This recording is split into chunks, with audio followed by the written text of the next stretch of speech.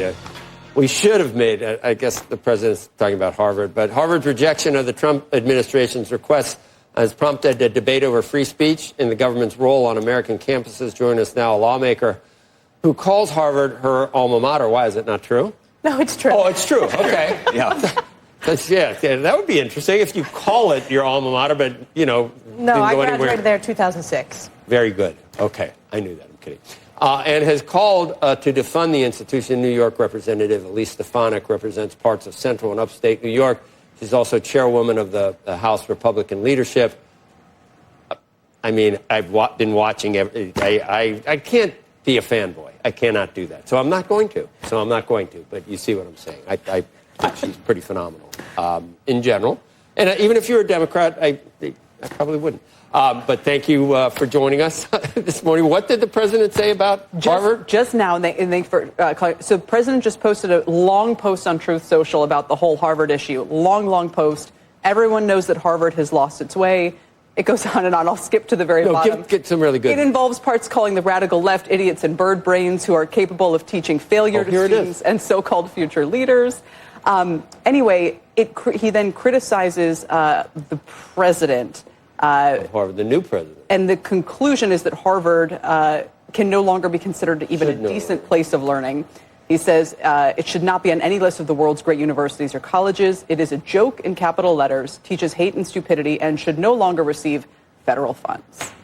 So, with that in mind, I will mention a journal piece today, Congresswoman, that says that the Supreme Court has already weighed in that the federal government should not be withholding even grants to try to force colleges to do certain things. Do you think it's been I mean, anti-Semitism, violence is one thing, but thought. Do we want the government deciding what people can think? These schools are not entitled to U.S. taxpayer dollars if they're not living up to the standards and not protecting civil rights of Jewish students on campuses. That's probably true. And let's take a step back to what has led to this earthquake within higher education. After October 7th, we saw a skyrocketing of anti-Semitism on college campuses, particularly our known most elite college campuses, whether it was Harvard or Columbia. You saw physical assaults against Jewish students. You saw takeover of classrooms. You saw riots of property at school, destruction, and then you didn't see enforcement of these universities against those who violated the rules, violated the standards of the university. These schools get billions of dollars of U.S. taxpayer funds. We have a responsibility to be good stewards to make sure that they are protecting Jewish students, and they've abjectly failed. Harvard has been the epitome of this failure. They didn't enforce the rules. They gave the diplomas to those that committed these anti-Semitic crimes against fellow students.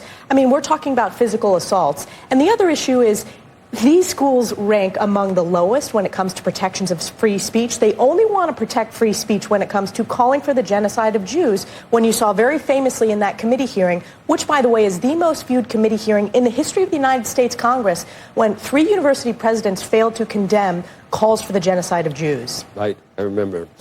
So you don't disagree with anything she just said up to this point? Up to this point, we do not disagree. I think that what's happened at Harvard is terrible. It upsets me to my core.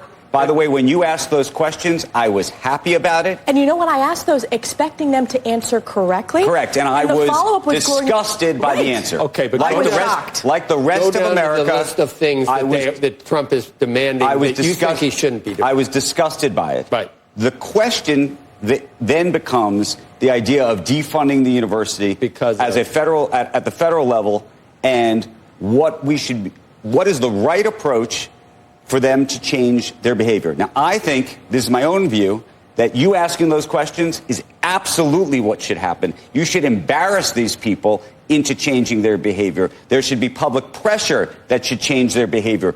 Donors should change their behavior. Hopefully teachers might change their behavior. Where I think it gets more complicated is when the government, if you will, using taxpayer dollars, starts to try to change the behavior around the speech portion. Not the, look, violence and the idea that these classes are being. But if you look at Andrew, that's terrible. What the Department of Education has laid out to both Harvard and Columbia, it is not about speech. It is specifically about elimination of DEI, which in its basis, specifically at Harvard, is anti-Semitic. There are countless examples. I brought this up in one of the congressional hearings that the Office of DEI at Harvard refused to respond to Jewish students. This is prior to October 7th, when there was a concern of rise of anti-Semitism. In addition, a mask ban, where so many of these rioters and, frankly, criminals are hiding behind these masks, and it doesn't allow the university to actually enforce the rules. The time and place, not allowing them to take over buildings.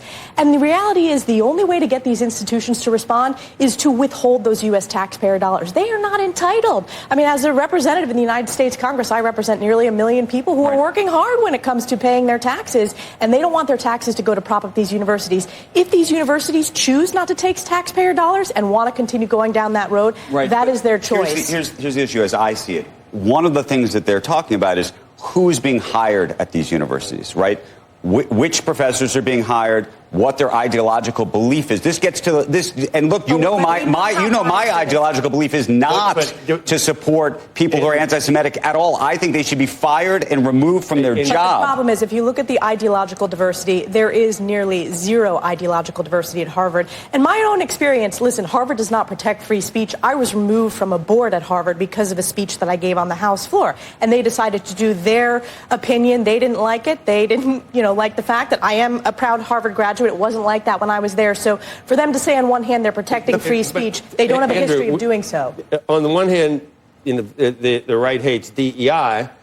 The government is insisting on viewpoint diversity. Correct. In each department, field, or teaching unit. How's that any different? It's micromanaging it just seems like it's overstepping. Some of the stuff I agree with. Viewpoint diversity. The problem in higher education, particularly at Harvard and Columbia and some of these sort of elite schools, is you have 97% preaching to the choir. Ideologically far left progressives, and that has fueled this deeply out of touch. And it also suppresses viewpoint diversity of students. What was interesting to me is Harvard, the response from self-identified conservative students, or maybe students that don't know and are there to learn and want to hear different viewpoints, they feel suppressed, that they're not able to speak up in classrooms. Look, all of the things that you're talking about, I agree with.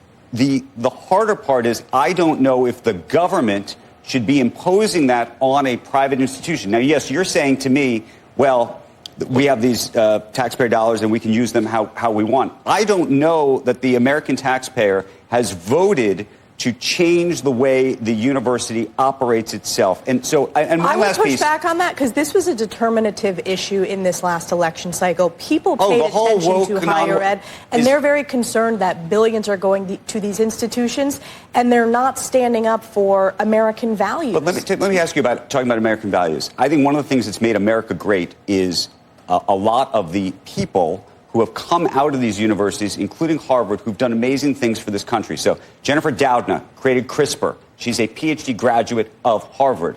These are, by the way, science programs that are going to get defunded. Okay, Eric Lander, who managed to actually sequence our DNA, is a graduate of Harvard. I can go down the list of people who have managed their way in and out of Harvard. And by the way, taxpayers have effectively subsidized that.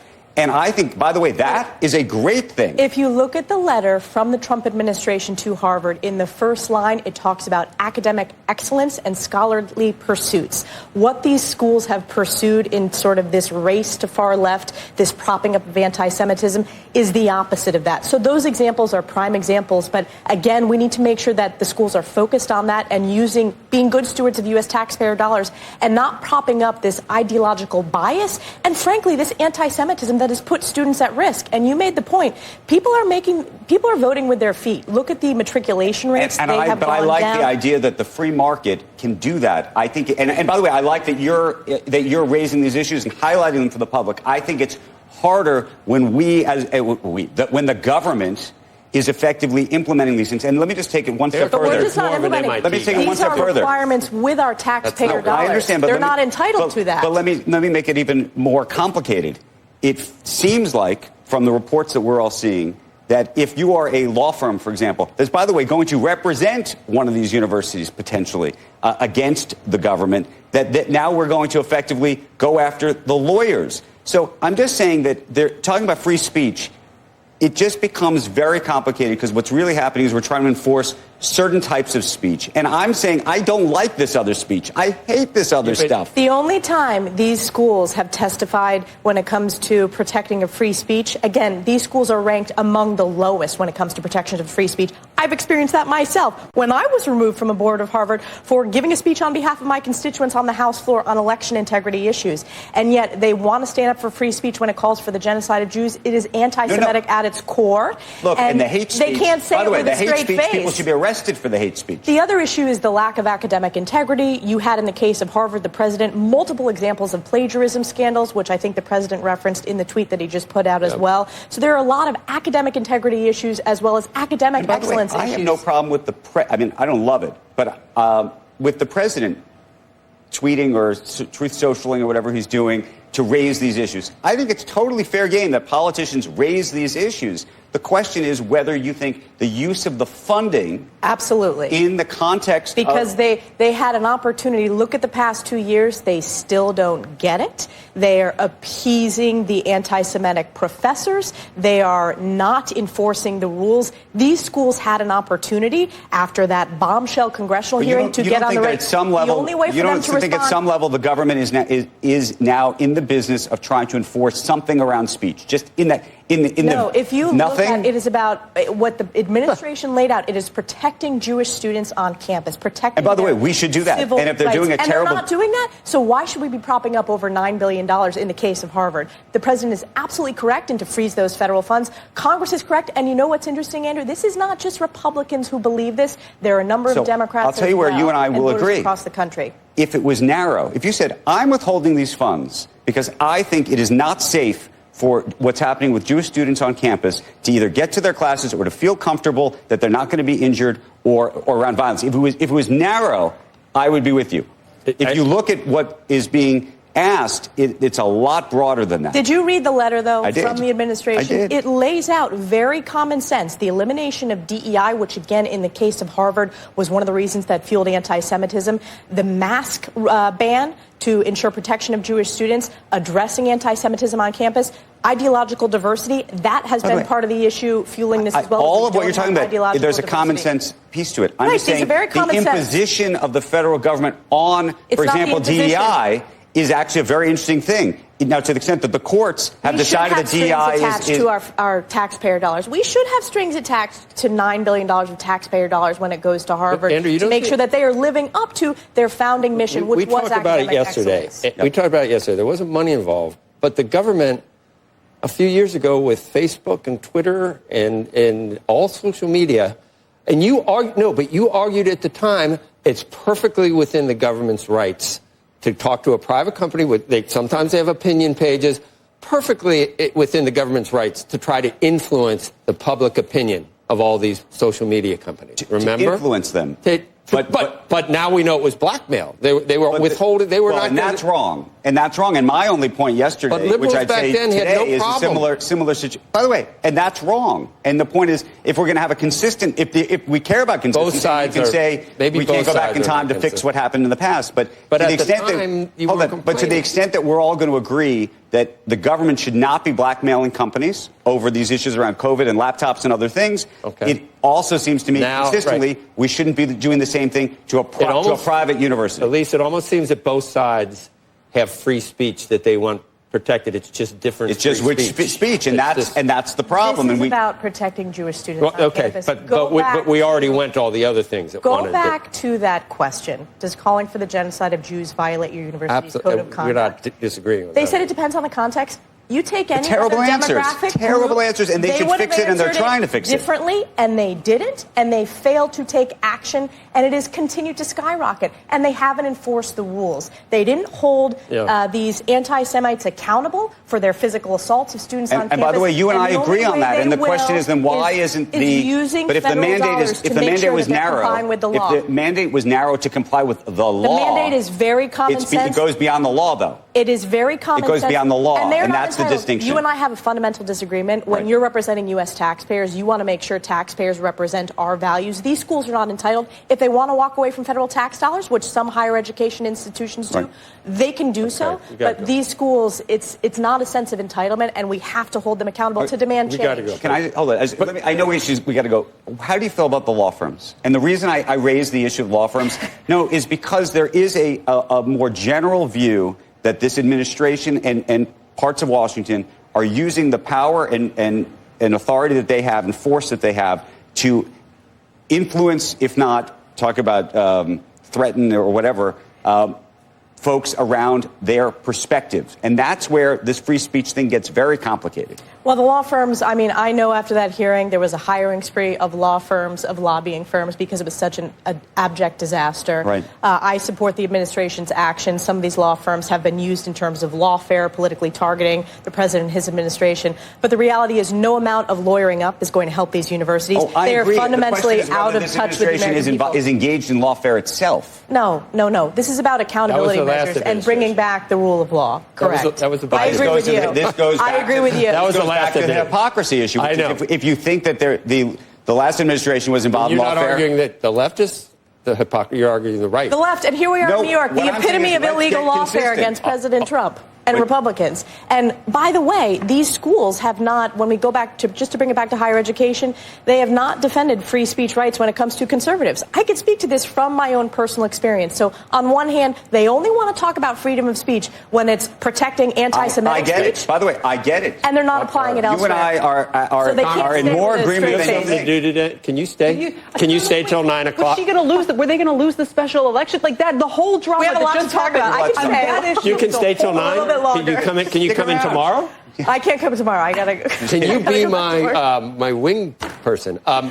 It brings a little more balance. Eric Lander, MIT. He went to Harvard Medical School, but he teaches professor of biology. But he graduated from Harvard. I don't think he graduated. Maybe Harvard Medical School, but he graduated from University of Oxford, Princeton University. He also was a co-founder of the Broad Institute at MIT. He was. I know that's where you went. Whitehead, right? Exactly. So I need to stand up for when you're wrong about something. I need to. Okay.